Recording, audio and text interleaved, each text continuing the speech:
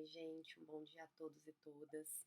Nessa nossa sexta aula, eu queria conversar um pouquinho com vocês sobre feminismos. Eu tenho chamado de feminismos ao longo dessas várias aulas que a gente já compartilhou juntos, mas eu não tenho conversado sobre o porquê chamar de feminismos no plural e nem quais são as diferenças entre esses feminismos.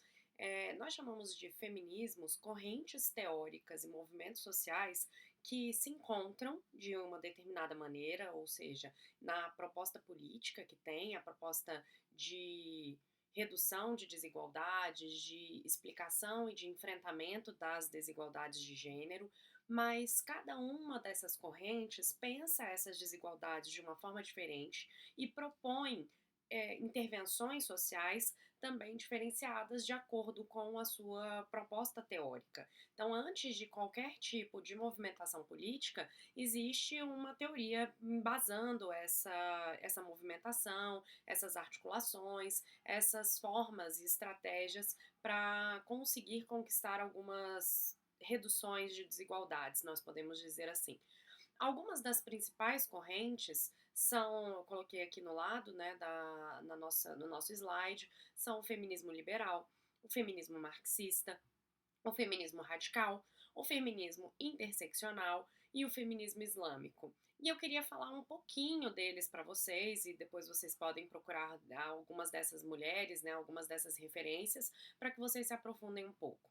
É, o começo do feminismo, o feminismo que era relacionado à igualdade jurídica, como a gente conversou na primeira onda, é um feminismo que se relaciona diretamente ao liberalismo político. O que isso tem de explicação? Existe uma preocupação com a liberdade, a autonomia, com a não intervenção do Estado na vida privada, né? De garantir o direito ao voto, de garantir o direito à intimidade. Essa é uma preocupação do feminismo de uma corrente liberal. Então, o entendimento dessa corrente é de que cada vez mais na vida privada as mulheres devem ser autônomas para tomar as suas decisões sem interferência ou do Estado ou da Igreja. É uma discussão que se relaciona diretamente com a divisão, ou que a gente chama de a dicotomia entre o público e privado, e essa dicotomia vai atravessar outras correntes também. O que o liberalismo político e o feminismo liberal vão dizer é que cada vez mais o Estado deveria se abster de intervir na vida das mulheres e as mulheres poderem decidir algumas questões que são especialmente ou especificamente da vida privada. O direito ao aborto seria um dos exemplos disso. Por quê?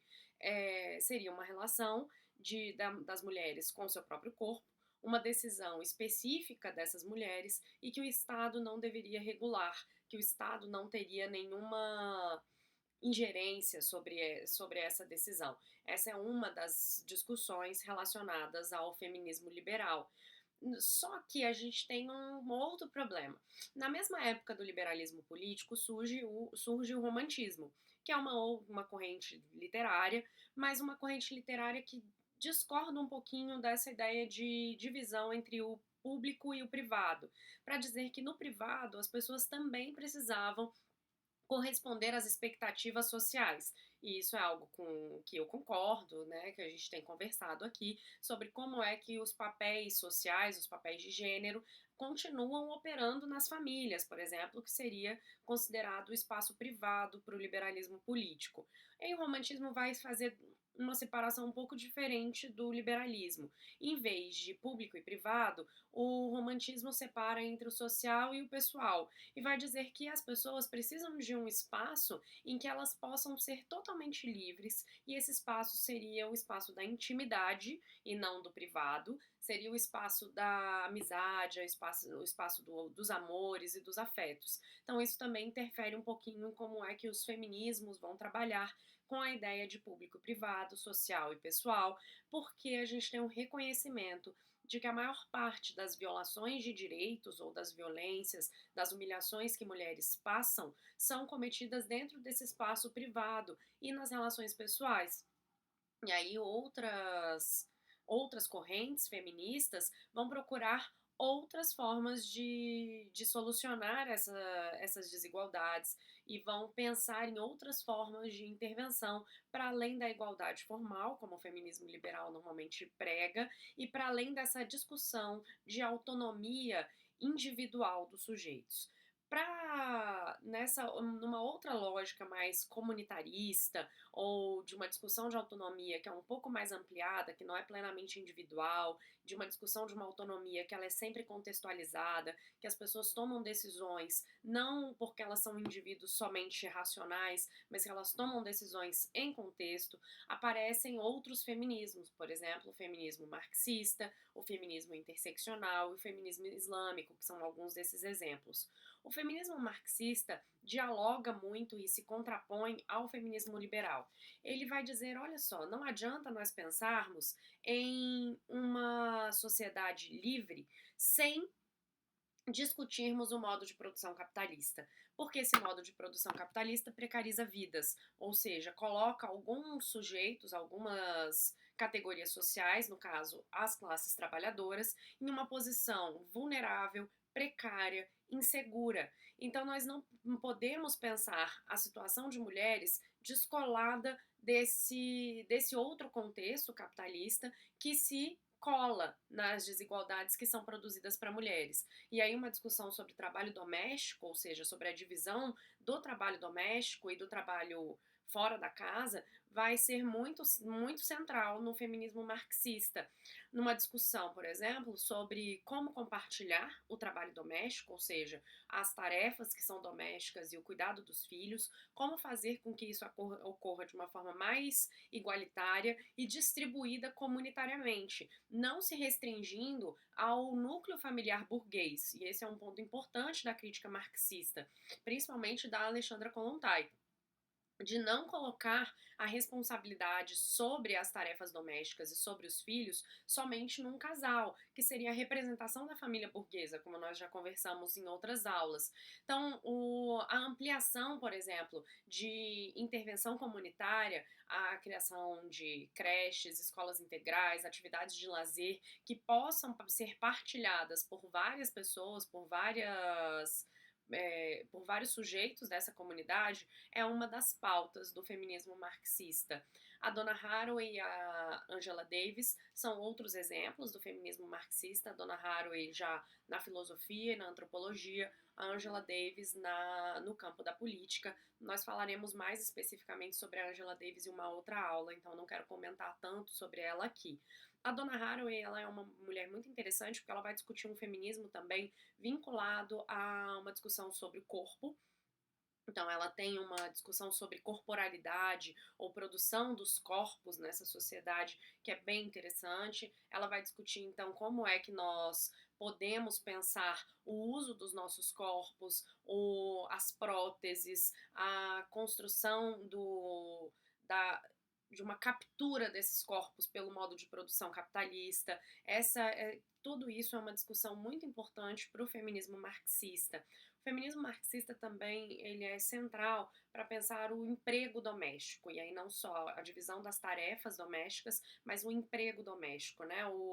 Aquilo que a gente tem aqui no Brasil como um resquício da escravidão, do nosso regime escravagista. O feminismo marxista vai dizer, olha, as mulheres são exploradas no mercado de trabalho, elas vendem a sua força de trabalho de uma forma muitas vezes diferente dos homens, porque elas são colocadas em um trabalho que seria esse trabalho doméstico, enquanto os homens não trabalham muito nesse espectro, né? Embora realizem outras tarefas tão extenuantes como. Então, o feminismo marxista ele tem uma preocupação relacional, uma preocupação com os tipos de trabalhos realizados e quais são as explorações específicas que homens e mulheres podem sofrer. E tudo isso pensando em alguns conceitos como dominação, opressão, subjugação e precarização da vida. O feminismo radical é um feminismo mais individualista, eu diria, né, menos comunitarista, mas ele é diferente do feminismo liberal. Ele é uma corrente, o feminismo radical é uma corrente mais naturalizadora dos corpos, ou seja, ela vai um pouquinho contra a corrente de dizer que as identidades não são decorrentes da biologia. O feminismo radical ele se ancora mais nessa ideia de uma natureza, na ideia de uma biologia, e explica o patriarcado a partir da apropriação da capacidade reprodutiva das fêmeas, né? Dessa parte da humanidade que tem útero. Então, elas explicam todo o patriarcado como fundado na nossa exploração da capacidade reprodutiva e da exploração da capacidade feminina, da sexualidade feminina, né? Numa exploração da sexualidade feminina. Então, o feminismo radical é importante numa discussão sobre pornografia ou antipornografia, é muito importante nas discussões sobre corporalidade, exploração do corpo e de sexualidades apropriadas, né? Como é que a gente pode falar sobre a exploração sexual das mulheres na pornografia, como eu disse, e também na prostituição. O feminismo interseccional a gente já falou um pouquinho e vamos falar mais, então eu vou deixar aí só para que vocês lembrem um pouquinho, já comentamos o conceito de interseccionalidade, inclusive já falamos sobre o conceito que a própria Kimberly Crenshaw fala, né? Ela é uma estadunidense, uma advogada estadunidense. E eu queria comentar, por fim, um pouquinho do feminismo islâmico. Para nós que temos ideias muito preconcebidas, às vezes preconceituosas do mundo islâmico, a gente parece não poder entender o que significa um feminismo islâmico. As sociedades islâmicas, as sociedades de tradição muçulmana, são sociedades incrivelmente escolarizadas. As mulheres também são incrivelmente escolarizadas. A educação é algo primordial, tanto para homens quanto para mulheres. Então, algumas das sociedades, por exemplo, como eu tenho falado, a sociedade iraniana, que é a que eu conheço um pouquinho mais, cerca de 95% das mulheres, mais ou menos aí, têm ensino superior, né, das mulheres adultas. Então, são sociedades que prezam pela educação, a maior parte, claro que existem outros fatores que podem influenciar aí em como se pensa o feminino. Mas dentro dessas sociedades que são altamente escolarizadas, as mulheres também começaram a se movimentar para dizer, olha, o Islã, ou seja, a religião, ela não é necessariamente machista. Machista não é a religião. Seria sexista, né, uma de discriminação das mulheres, não seria a religião em si. Então elas estudam o Alcorão, então estudam a religião em si, estudam as bases religiosas para tentar potencializar a vida de mulheres, a entrada dessas mulheres na vida pública e o bom compartilhamento dessas mulheres na vida social, né?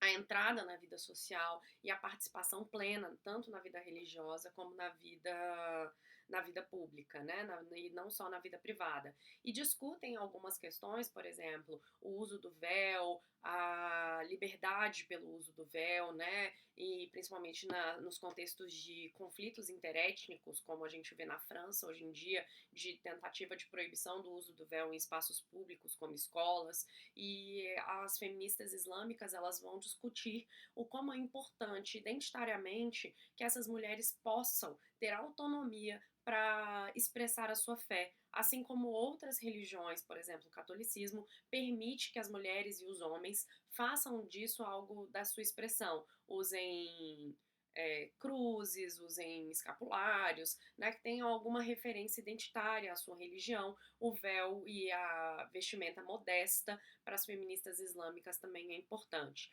Essas são algumas das correntes que existem, mas dentro dessas correntes existem alguns conflitos, claro, como toda abordagem teórico-metodológica, como toda estratégia política, existem conflitos, existem problemas, existem avanços, claro, muitos avanços, e essas correntes todas dialogam com uma perspectiva que é de redução das desigualdades de gênero e de uma estratégia política para garantir que homens e mulheres possam viver bem, tenham uma boa possibilidade de vida na sociedade. Muito obrigada, até a próxima aula.